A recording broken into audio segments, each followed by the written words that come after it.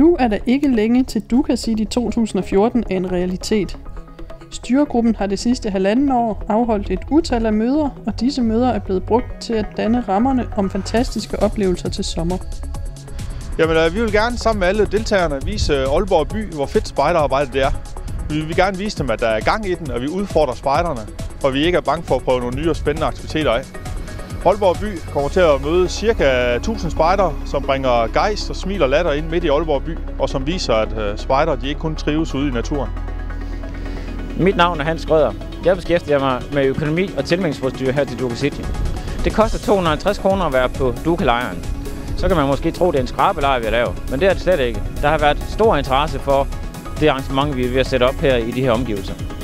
Og derfor har det ikke været svært at finde store sponsorater fra fonde og virksomheder. Det er vi rigtig glade for. Det er derfor, at du for kun 250 kroner kan få en stor weekend fyldt med aktiviteter og et stort underholdningsprogram. Ja, selv spisningen skal du ikke spekulere på. De Trangia-køkken kan du godt lade blive hjemme. Du får nærmest maden serveret her på pladsen. Her på Duka City er vi ved at planlægge en masse fede aktiviteter til dig. Blandt andet kan vi nævne kaosrummet, hvor vi forvirrer dig alt, hvad vi kan. Vi er også ved at planlægge en rekorddag, hvor du kan prøve en masse fede rekorder, og det gælder om at være den bedste hele tiden.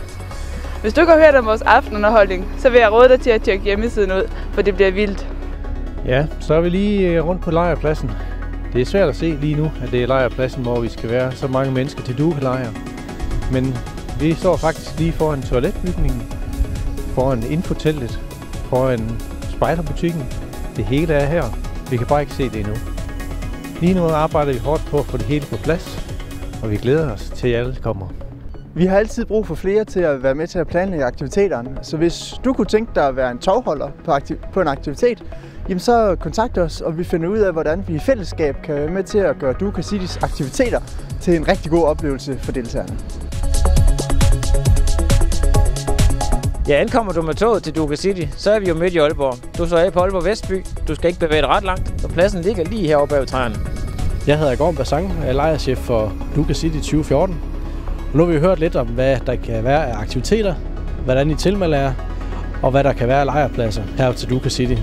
Så jeg håber, vi ses til sommer, hvis I ikke allerede har tilmeldt jer, ellers kan I stadig nå det.